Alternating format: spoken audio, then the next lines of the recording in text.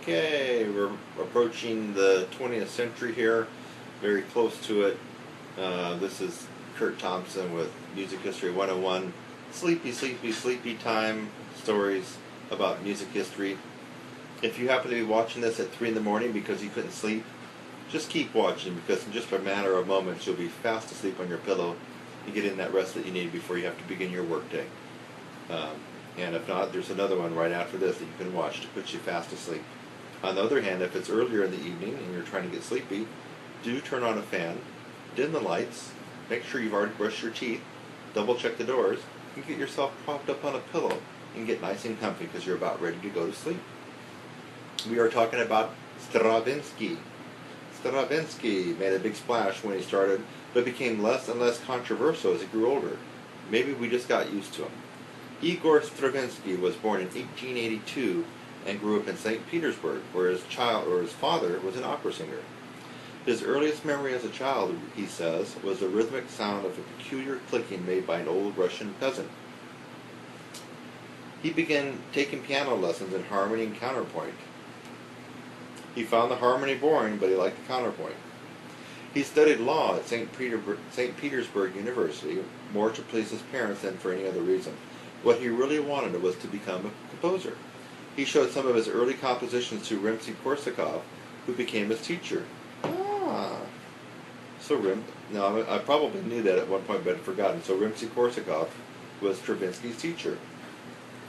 The older composer tactfully advised Stravinsky to continue his law studies. So I guess Rimsky-Korsakov didn't think too much about Stravinsky, at least at his young age.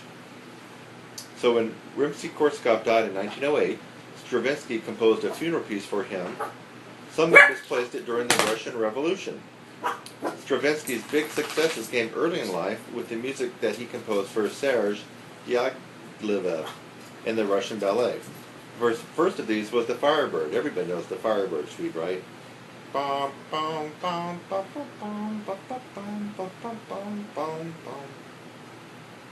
Scratch that. I wasn't anywhere close. I'm actually tired and half asleep, folks. I've done all these stories in one day. Anything that you see here with the Music 101 history was all done on one day. And it's actually putting me to sleep. Okay. So anyway, let's go back. The first of these was the Firebird, but the real surprise came with the next one, Petrushka, which the audience greeted with boos and hisses. Stravinsky couldn't understand it. The dress rehearsal had gone so well. The first performance in 1913 of The Rite of Spring became one of the greatest scandals in music history. More boos and hisses from the audience. Soon, fights broke out, and there was as much mayhem in the seats as there was on stage. Stravinsky was lucky to get out of there alive. He said afterwards that the commotion wasn't because of his music at all, but resulted from a gesture too audacious and too intimate, which Nijinsky made, doubtless thinking that anything was permissible with an erotic subject. There was no need to give credit to the dancer. Stravinsky was just being modest. The officials thought Picasso's portrait of him was some sort of map or a secret diaphragm. So I guess, I don't know if it's supposed to be like Picasso's diagram of him.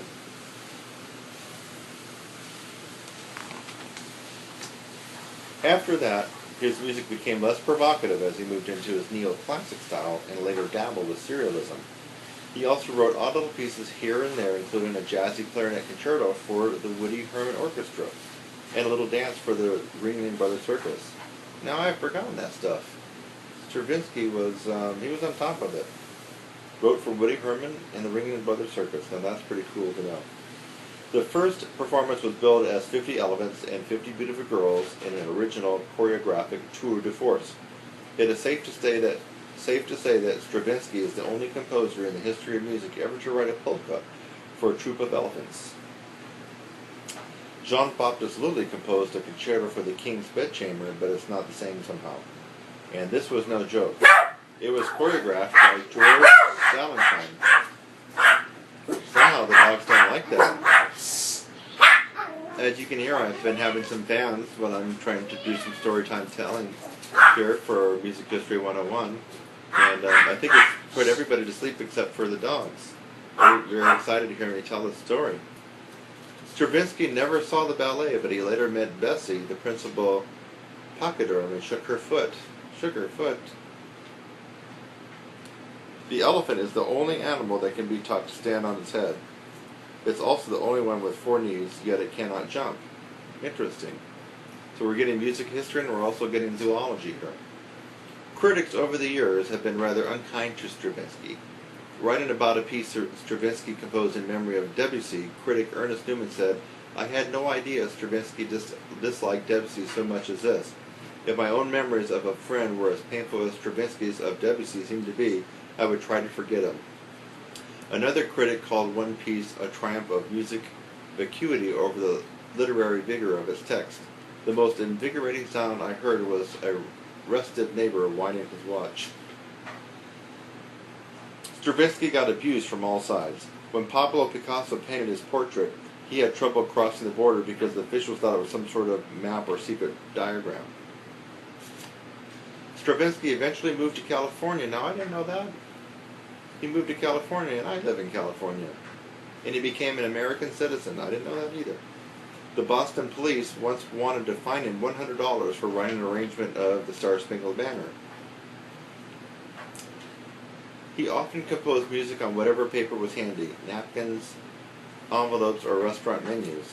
He liked to wear a battered old green beret while he slept, and once compared his music to his own nose. "One does not criticize anybody or anything that is function," he said. "A nose is not manufactured, a nose just is. Thus, too, my art." Well, that's one way of looking at it, Stravinsky.